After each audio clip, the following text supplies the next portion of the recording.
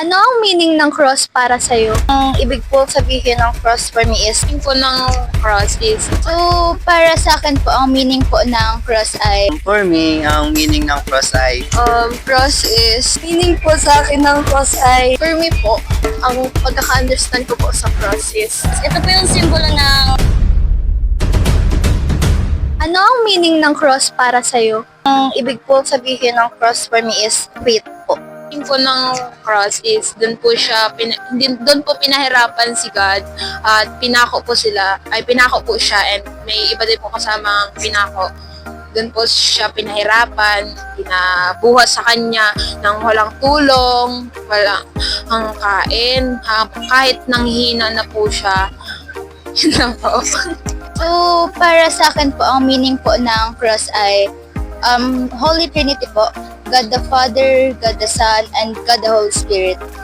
For me, ang meaning ng cross ay salvation. Kasi dahil sa cross na yan, siya yung nagbigay sa atin ng way ni God para mapunta tayo kay God. Yun, parang siya yung cross yung naging way natin para mapalalim pa yung ating pakikipag-ugnayan sa Diyos. Yun lang. Cross is salvation since yung cross kasi is, di ba yung crucifixion is, ang meaning niya talaga is salvation since dun tayo yun yung way ng pagligtas sa atin ni Lord. Yan. Meaning po sa akin ng cross ay doon po nagsakripisyo si Jesus ng buhay niya para sa ating mga kasalanan. For me po, ang pagkaka-understand ko po sa cross is freedom and free will.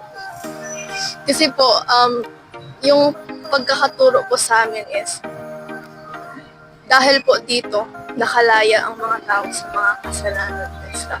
ito po yung simbolo ng sacrifice sa atin ni God para po sa mga sins natin, which is parang mawawala po yung sins natin dahil po sa sacrifice na yun ni God. Siya na po yung nag-take ng ng punishment po na dapat sa atin po. Yun po ang meaning ng cross para sa atin. And life is worth the living just because he lives.